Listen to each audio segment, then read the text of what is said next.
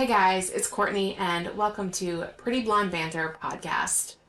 Today I am dedicating this podcast to my great-grandfather. I want to kind of share about some of the influential men in my life, and I figured I would start with him. So this one is for my great-grandpa Torno. Grab yourself a snack, grab a drink, and come hang out with me for a while. My great-grandfather, the one that I'm talking about in this podcast, he was not my biological great-grandfather. He technically was my step-great-grandfather. He was the second husband of my great-grandmother, but growing up to me, he was the one that was most active in my life. He was the one who had a very strong hand in raising me. So, in my eyes, in my opinion, he was my great-grandfather, and we were related to the core. My great-grandfather was a very strong man, and he was very stoic, but he was also very funny. He had a great sense of humor. He owned a really beautiful farm here in southern Maine, and he was very well known for going to the fairs and representing his farm. He was into cattle. He raised cattle, mostly show cattle, show oxen, steers, stuff like that. He was very big into his gardens. He had a huge vegetable garden. He also loved doing woodworking. He had a woodworking shop. He would make cribbage boards. He would make signs. He would make like planter boxes and you name it. He was just very handy. He was a veteran. He was in the Navy during World War II. And I remember he had a tattoo on his arm of Navy anchors. And to this day, that is one of the tattoos that I want to get. And I'm trying to find photos of him where you can see that tattoo because I would love to recreate it on myself. Because it means so much to me. It reminds me of him. My great-grandfather really became a pillar in my life when I was around 7 years old. My mom was having issues with my dad, and it was causing her to become very, very sad, and she needed to vent and have time to herself. So my great-grandparents, they said, how about you come up here? And he told my mom, you can help me with the cattle because I think he knew that, animals are therapeutic and my mom just needed to find a way to release her stress. So he was trying to get her into taking care of the cattle. And he would also entertain me so my mom could have time to herself. This situation ended up working really well, and my mom ended up getting a second job, so she needed someone to watch me in the morning, getting me off to school, and then, watching me in the afternoon when I got off the bus from school. So my great-grandfather, he said, I'll take her, she can hang out with me and we'll do this. So every morning and every afternoon, I was getting on and off the bus at their farm, and I would spend my mornings with Grandpa Torno. He would make me breakfast, and he had the most legendary deer meat sausage that was so good. I can still, to this day, taste it, and I've never had anything like it before. It's so good. He used to make that in the mornings, and we'd play Uno or cards, and he would always teach me, how to cheat and how to win any sort of game that we would play. That was just his personality. He would put on, old NASCAR races because his guy was Jeff Gordon. He was a Jeff Gordon fan. And of course, I was a Dale Earnhardt girl, so we had our little rivalry there. And I would hang out with him. He had this little cockatiel bird named Petey, and he would bring Petey out and let me play with Petey. And when the time came, he would drive me down on his John Deere tractor and wait for the school bus to come.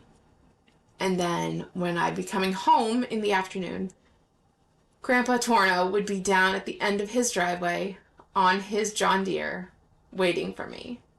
And I loved that. I knew that I had someone there waiting to pick me up and waiting to spend time with me. And that was the world to me, because at this time in my life, I was really struggling because my dad was trying to get rights to see me again. And my dad was a very scary person to me at that time. So my great-grandfather was one of the few men that I really clung to and trusted with my life. So I spent so much time with him in the afternoons. I'd be with him for a couple hours, and he would have me out in the hay fields.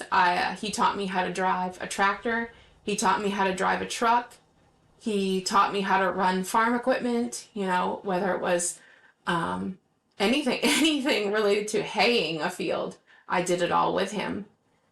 He would take me out into his vegetable garden, and I remember picking peas with him and sitting out on his front lawn shelling peas.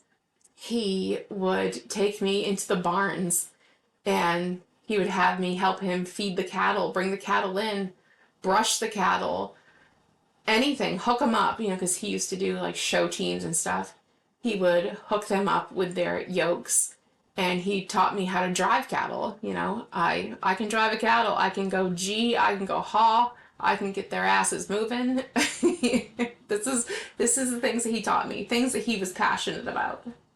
He got me really into the cattle, and I was really, really young, small little girl, and he had two big pairs of oxen. I mean, they were massive. They weighed over a ton apiece, very tall.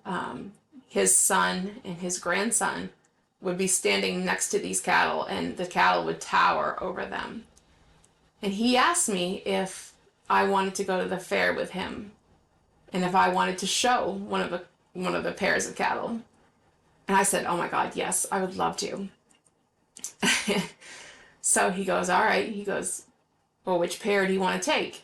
And he was thinking I was going to pick one of the, small little ones that were like my size or just a little bit bigger. And I said, "I want to take Rusty and Dusty." They were one of his biggest pairs that he had. They were brown Swiss cattle, if you're familiar. And without even questioning it, he said, "Okay, we'll get you started with them then." So here I am, this little tiny girl that is, I probably came up to their leg, like where their leg connected into their body. They were just so huge. And he had me out there in the fields, learning how to drive them, learning how to work with them. He actually picked me up one day and put me bareback on one of the cattle's backs. And I thought that was so cool, So we ended up going to the Acton Fair together, and he would let me sleep out in the barns with the cattle at night. He was there. He would let me sleep out in the barns with them at night. And then he let me show them the next day at the cattle show, and we won first prize, which that was so exciting, my first time. I can remember the announcer was so shocked because he gets on there and he goes, "Look at this little tyke with these big cattle." And here I am, I'm walking right in front of them, and they're just following me like dogs. And I actually have pictures somewhere of this. You can see me, just walking in front of them. I'm wearing my little overalls because I was a little farm girl. And Grandpa Torno was on the sidelines, and he was cheering me on the entire time.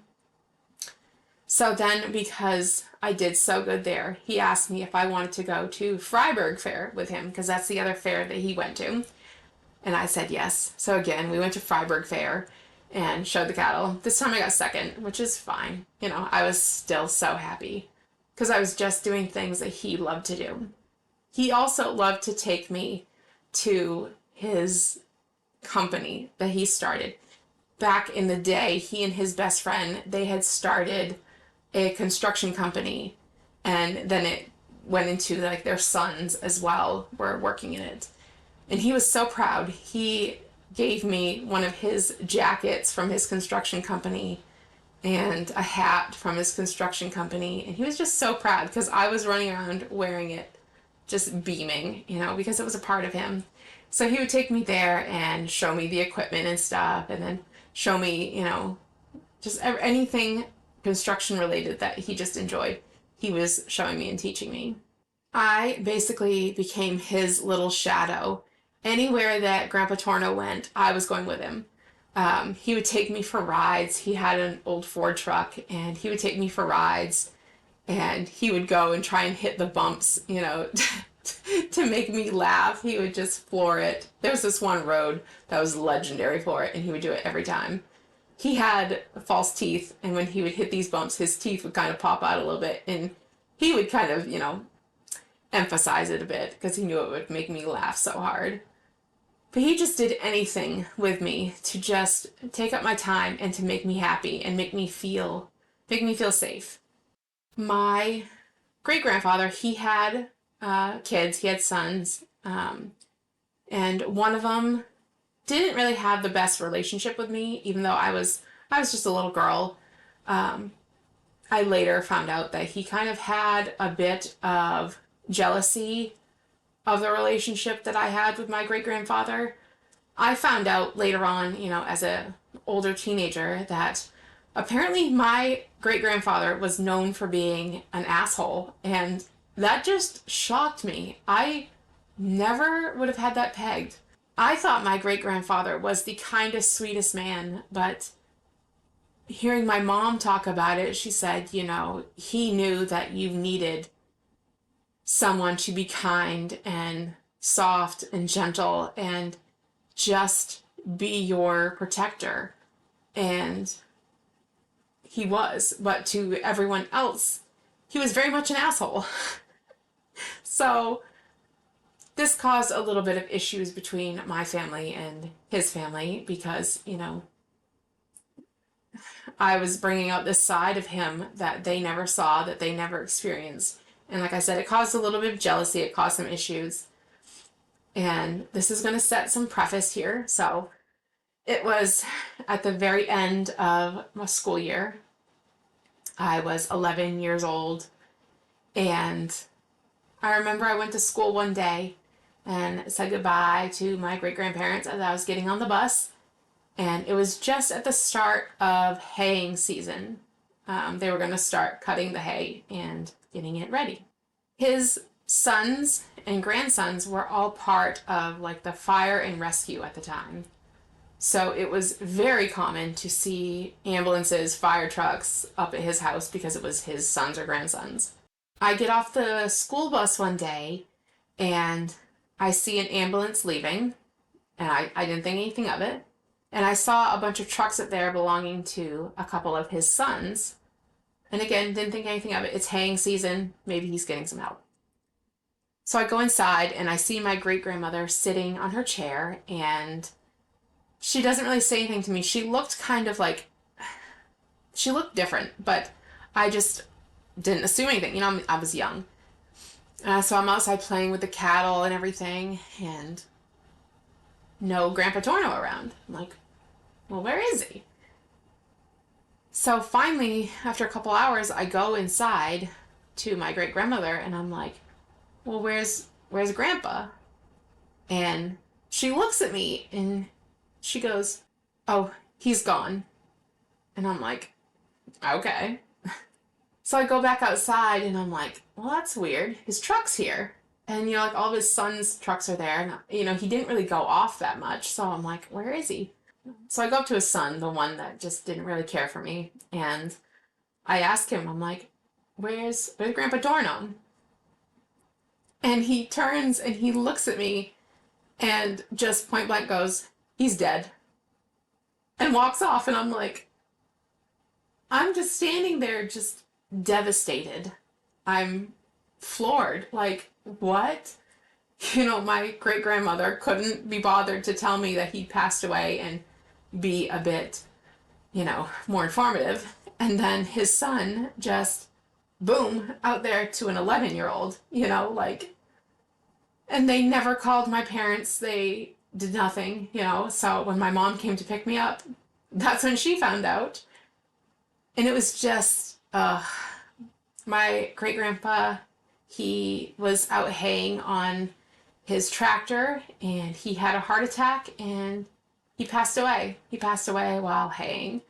And it was so sad. But now looking back, I'm glad that's how it happened for him because he literally died doing what he loved, on his farm, cutting the hay. That was his joy.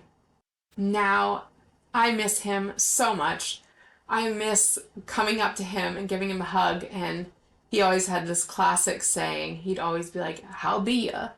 And I miss that. I miss his I miss his time. He would always spend time with me and he would just do the most cutest little things to put a smile on my face, and he was always there for me.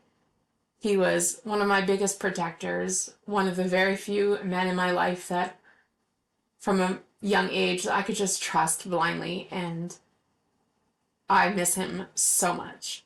He literally was my best friend in many ways. And when he passed away, I did have a hard time for quite a while. Thankfully, I had a really close relationship with my grandfather, who I'm going to do a little bit about him in another podcast as well. But here it is. He passed away in the late 90s, and here it is now, and I think about him every day. I cherish him so much, and so much of him still lives within me. So many things that he taught me, he'd be so proud of now, and I just miss him. So I thought I'd just share some stories about some of the influential men in my life, and he's the first. All right, we're going to wrap it up here. I hope you have a wonderful day, and I will catch you guys in my next podcast. Bye.